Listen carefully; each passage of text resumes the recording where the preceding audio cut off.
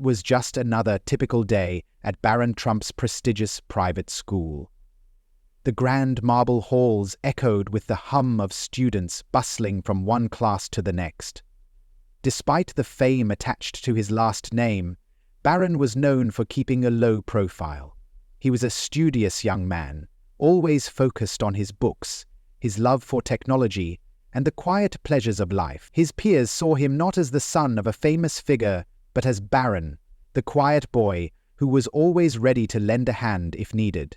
He wasn't involved in the school's social drama, nor did he care to be. Barron had cultivated a close-knit group of friends who respected his need for privacy. They shared his love of chess, coding, and the occasional weekend soccer game. They understood that Barron wasn't the type to chase popularity or attention. He preferred the solitude of his thoughts and the company of those who accepted him for who he was. However, on that particular afternoon, as Barron walked through the crowded hallways after lunch, something unusual caught his eye. Something that made his stomach churn and his heart race with unease. A small, scrawny boy named Max was backed up against a locker, his face pale with fear. Max was a quiet, awkward kid, often overlooked by most, including the bullies. But today, it wasn't his usual invisibility that caused trouble. It was the fact that he had become the target of a group of older, rowdier students. The leader of this pack was Jake, a notorious bully with a reputation for tormenting anyone he could intimidate. Jake was a couple of years older than Barron, broad-shouldered and loud, with a cruel streak that made the younger students avoid him at all costs. Jake loomed over Max, taunting him with nasty remarks about his worn-out clothes, his awkward posture, and anything else he could think of to make the younger boy feel small.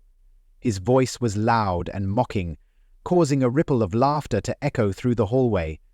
Max's face flushed, a deep shade of red, his body trembling as he stood there, unable to escape the verbal assault. The other students gathered around, some chuckling, others simply watching in silence, too afraid to step in or speak up. The whole scene felt suffocating. Barron had always been the type to mind his own business, especially when it came to conflicts that didn't directly involve him. His philosophy was simple: stay out of trouble, keep your head down and focus on your goals. But something about this moment felt different. As he stood there at the edge of the crowd, he couldn't ignore the pang of guilt that twisted inside him. Max's wide, terrified eyes met Barron's for the briefest of moments, and it felt as though time had stopped. The humiliation that Max was experiencing wasn't just painful, it was heartbreaking. Barron could see the weight of it, the helplessness in Max's posture, as if he was a victim not just of bullying, but of being utterly alone in the world. "Normal life is so full," Max said to Barron, his thoughts hovering at a great distance above the busy automatic flashback. The quiet hum of the hallway had shifted to an almost deafening silence as more students gathered to watch. Barron's eyes flitted across their faces, each one avoiding the confrontation, unwilling to make a move. No one wanted to be the one to stand up to Jake, the school's most feared bully. Barron's mind raced. He could feel the pull of fear, the same fear that had kept him quiet, kept him in the background all these years. What if he made things worse? What if Jake came after him too? But then another thought struck him. What if he did nothing? What would that say about him? Barron had always been good at making quick decisions, but this was different. This wasn't a situation that could be solved by a smart answer or by walking away. This was about standing up for what was right, about taking a risk that could change everything. He didn't know it yet, but this moment would define him, would shape his character in ways he never imagined. Would Barron walk away like everyone else had, choosing the safety of inaction, or would he step forward, breaking the silence and standing up for someone who couldn't stand up for themselves? The choice was his, but the consequences, both for himself and for Max, would echo long after the bell rang. Against his usual instincts, Barron felt his feet moving toward the scene. His mind screamed at him to stop, to just walk away like he had so many times before. But something was different this time. Something inside him pushed him forward, urging him to act. As he approached the group, a few heads turned, and Barron saw the expressions shift from indifference to surprise. His presence in this situation, where so many had chosen to remain passive, changed the atmosphere in an instant. The air in the hallway felt thicker, charged with anticipation. The whispers began almost immediately, the students around him realizing who was stepping in.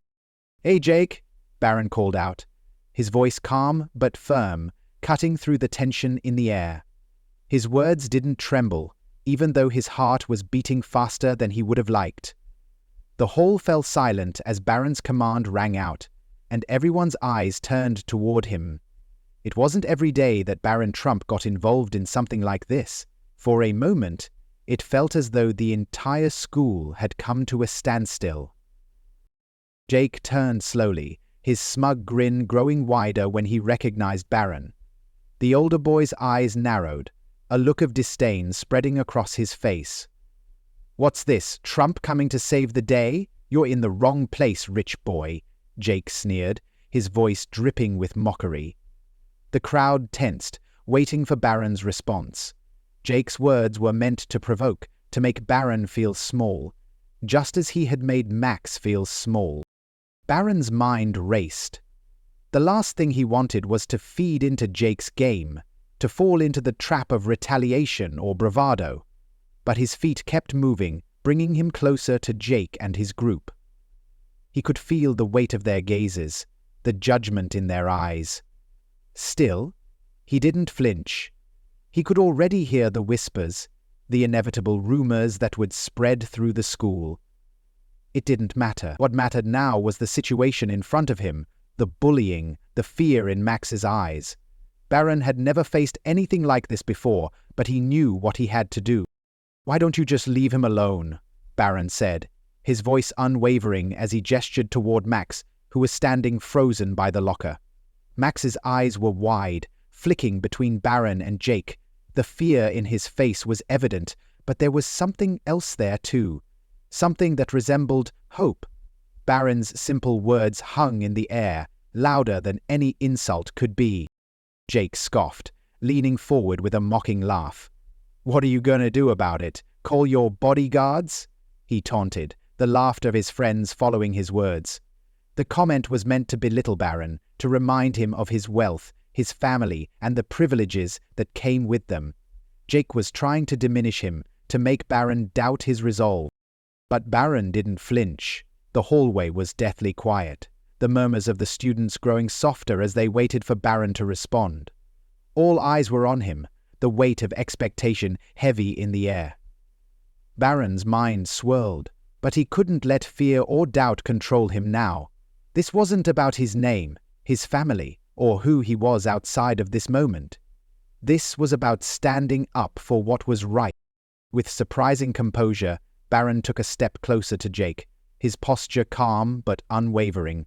His words came out slowly, deliberately, with a strength he hadn't known he possessed.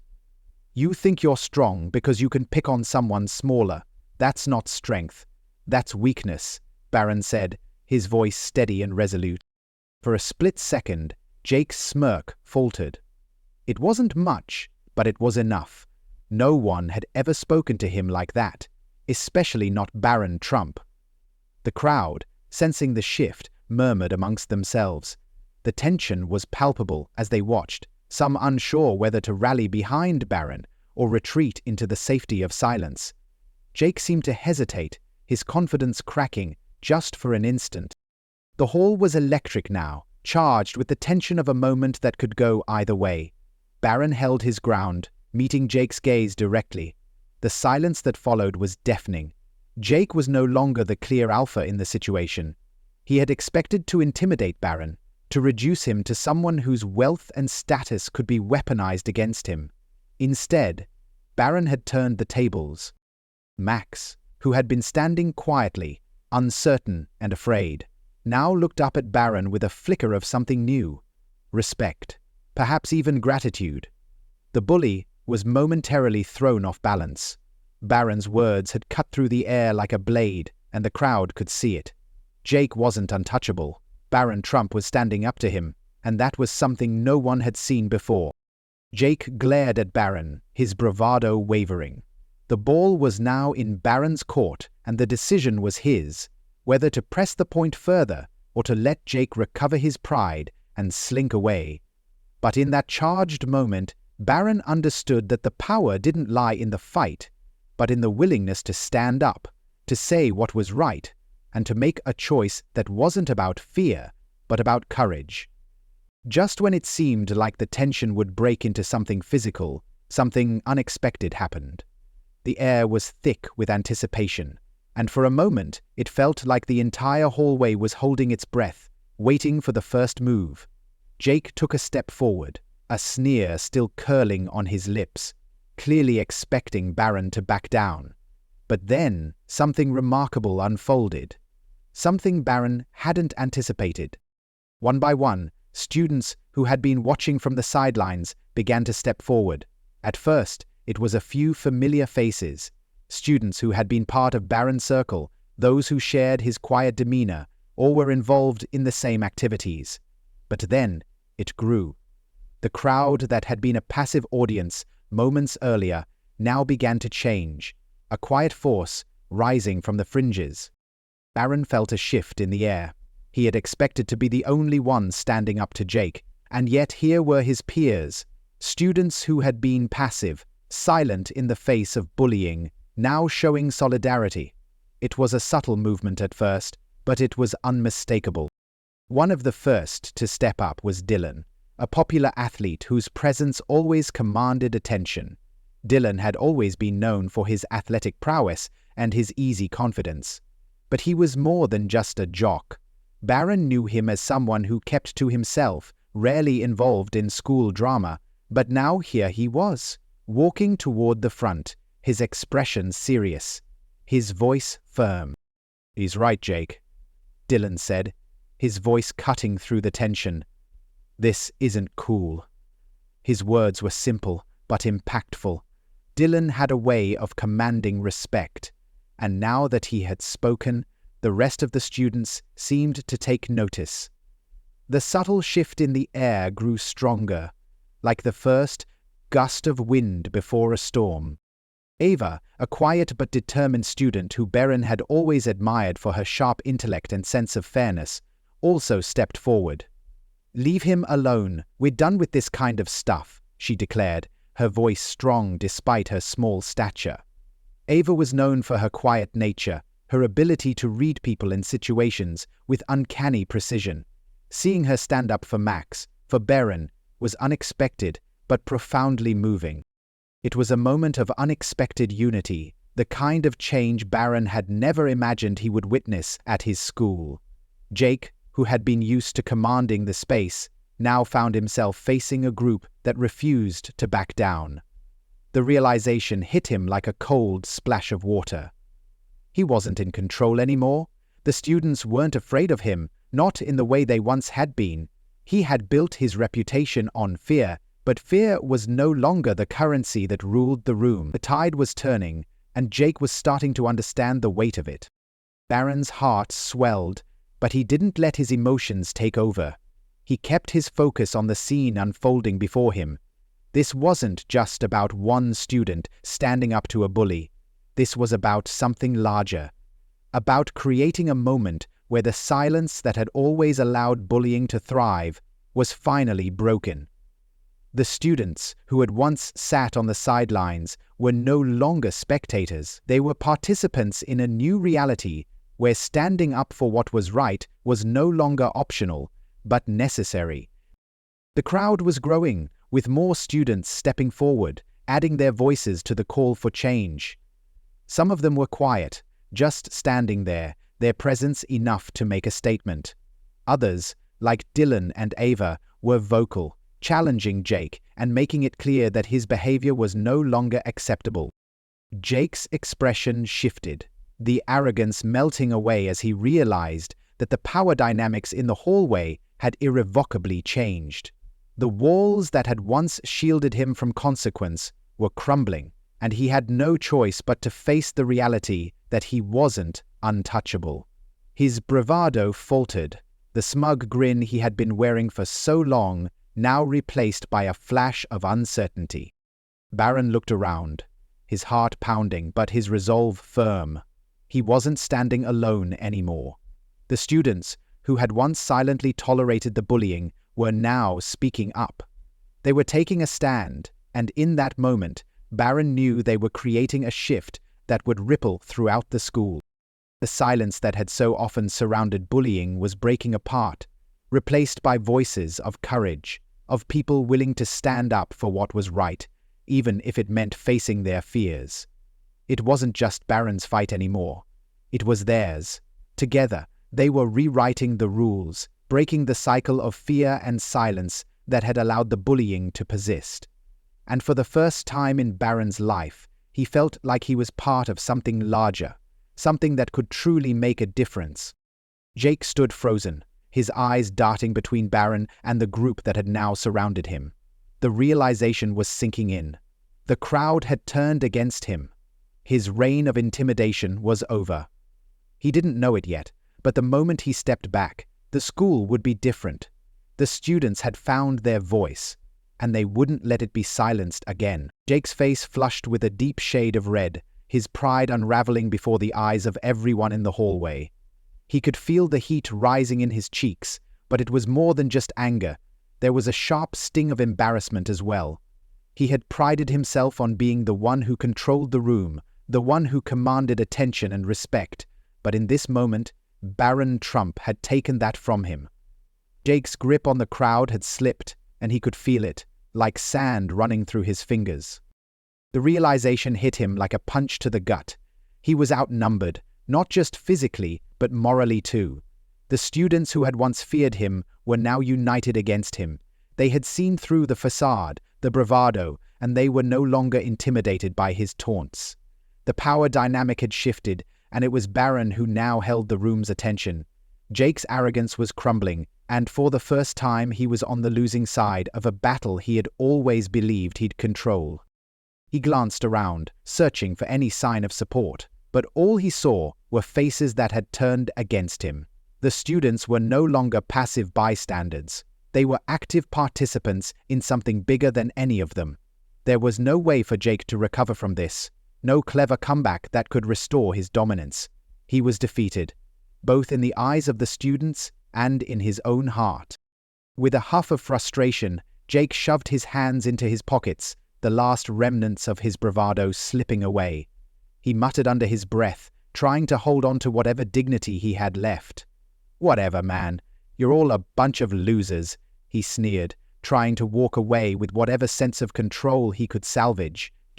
He turned on his heel and began to storm down the hall, his crew trailing behind him. But even they no longer looked as confident as they had just moments ago. Their steps were slower, less certain, and their eyes darted around, avoiding the gaze of the students who had just stood up to them. The camaraderie that had once fueled their cruel behavior was disintegrating before their eyes, and they, too, felt the shift. It wasn't the victory march Jake had imagined. It was a retreat, one marked by the realization that they had lost. End of Chapter 10. Professor Ramshackle experiments on suicide. Barron stood frozen for a moment, his heart still pounding in his chest, adrenaline coursing through him. It had all happened so quickly. One moment he had been a quiet observer, watching from the sidelines. The next, he had been the one to step in, to make a stand, to do something he never thought he would do. He could feel the weight of the moment, the significance of it.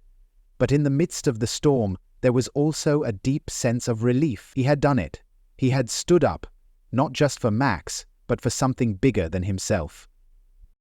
The students around him began to smile, exchanging glances, their expressions a mix of surprise and approval. Barron couldn't help but feel a warm glow in his chest as he saw how the entire atmosphere in the hallway had changed. The quiet acceptance of bullying that had once prevailed was now replaced by something else: unity, solidarity, and the courage to speak up. Max, who had been standing silently behind Barron, looked up at him. The fear that had once clouded his eyes was now replaced with something different, gratitude, respect, and a sense of relief. Max had endured the brunt of the bullying, and Barron knew it hadn't been easy for him. The trauma of those moments would stay with him for a long time, but Barron had just helped to rewrite the narrative. "Yav Kalrint." "Thanks," Max said quietly, his voice barely above a whisper. His words were simple, but they carried a weight that Barron could feel in his chest.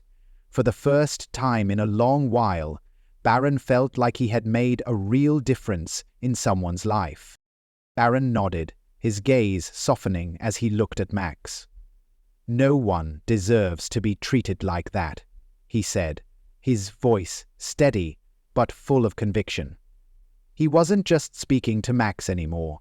He was speaking to everyone who had been watching, to the students who had stood behind him, to the ones who had silently witnessed bullying in the past, but had never spoken out.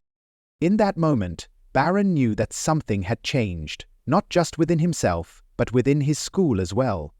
The students around him had seen the power of standing up, of making their voices heard, and they had witnessed the shift in power. The silence that had once allowed bullying to thrive had been shattered, and as Barron stood there, surrounded by those who had supported him, he realized that this was just the beginning. Thriving. It wasn't just about one bully retreating, it was about the larger culture that had been altered, about the courage to speak up and be heard. And for Barron, that was the greatest victory of all. Word of what had happened in the hallway spread through the school like wildfire, with whispers traveling from one group of students to the next. By the time the final bell rang, almost everyone had heard the story of Barron Trump standing up to Jake. But what began as a simple confrontation between a bully and a student quickly became something much bigger. It wasn't just a story about Barron's courage.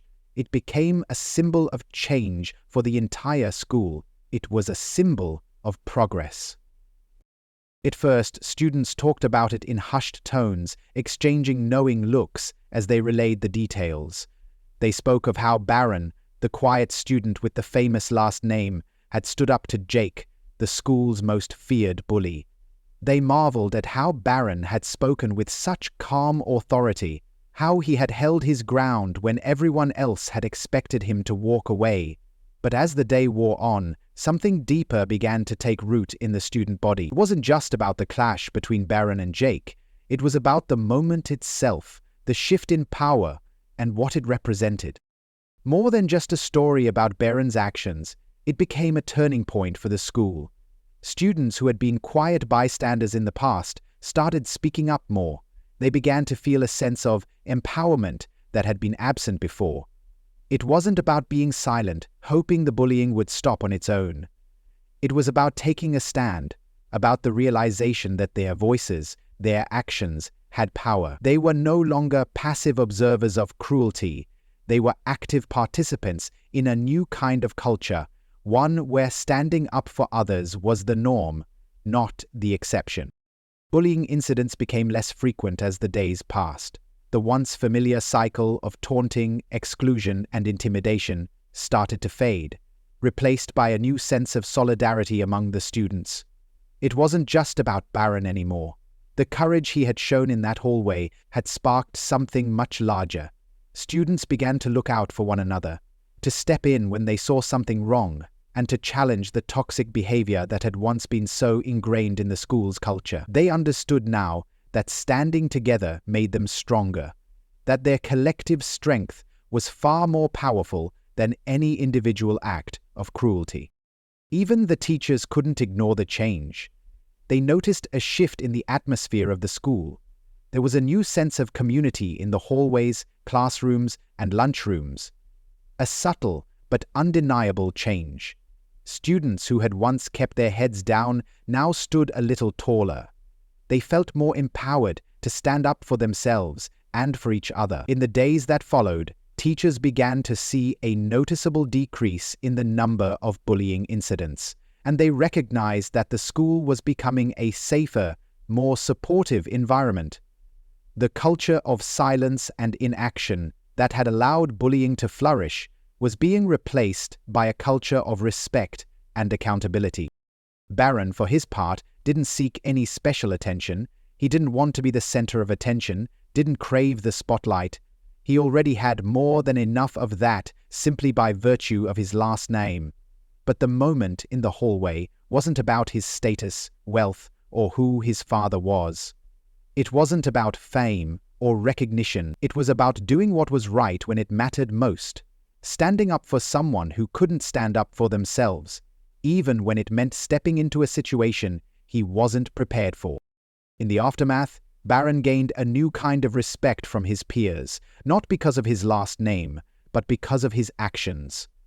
It was the kind of respect that came from integrity, from doing the right thing in the face of adversity. His classmates saw him not just as the quiet kid with a famous father, but as someone who had the courage to make a difference, to stand up when others might have stayed silent. And for Barron, that was the true reward. It wasn't the recognition or the attention. It was the knowledge that he had contributed to something larger than himself, that he had played a part in changing the culture of his school for the better. For the first time, he felt like he was part of something meaningful, something that could truly make a lasting impact. The story of that day would be told for years to come, not as a tale of a celebrity's child standing up to a bully, but as a story of how one act of courage could spark a wave of change, how standing up for what's right could shift the course of an entire community.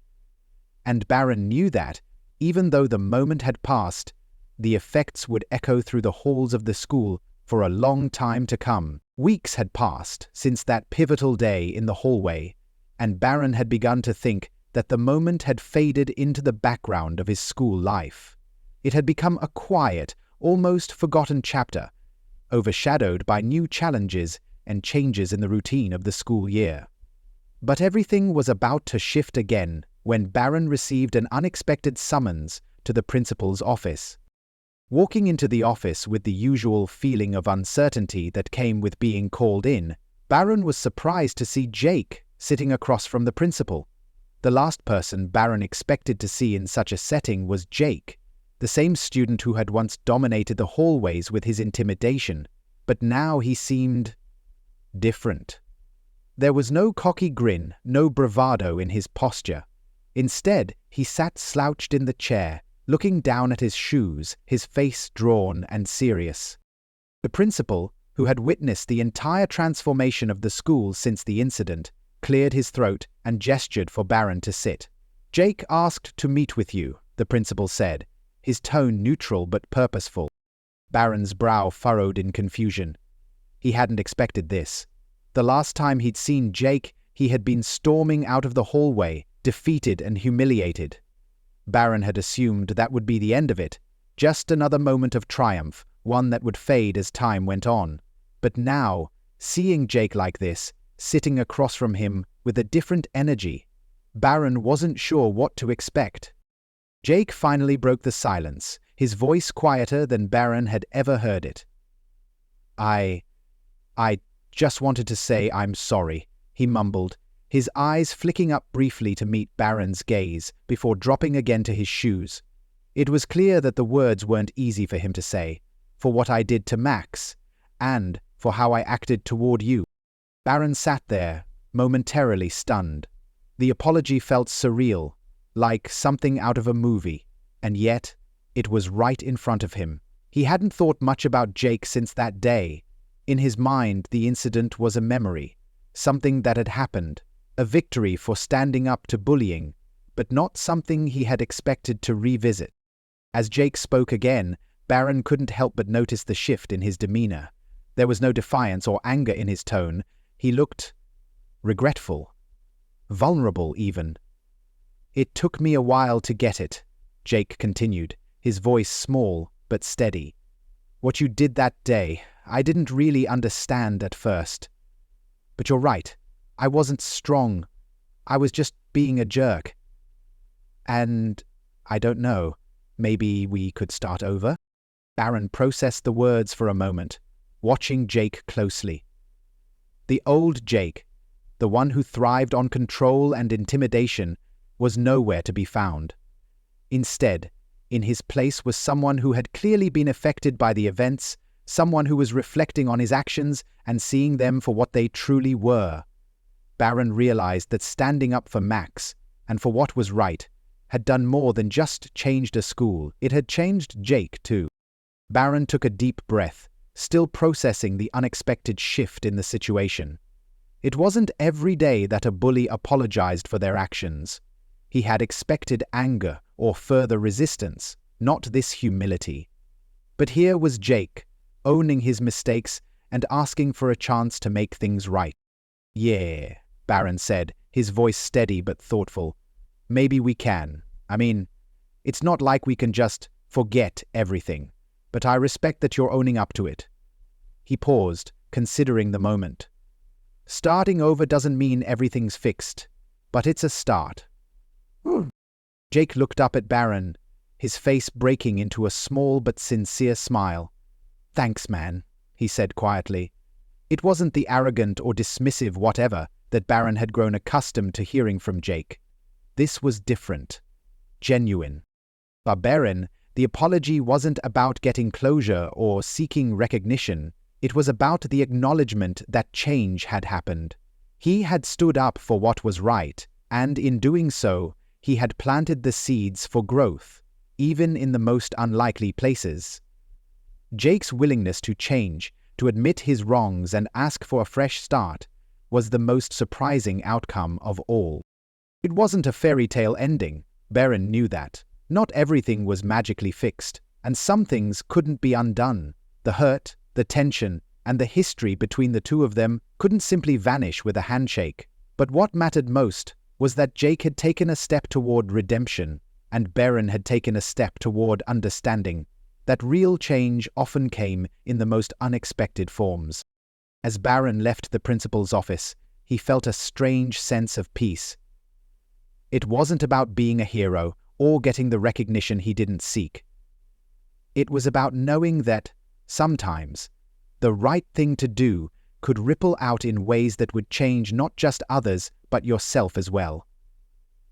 And as for Jake, well, Barron wasn't sure where the relationship would go from here, but he felt a quiet hope that it could be something better. Maybe that was all any of them could ask for.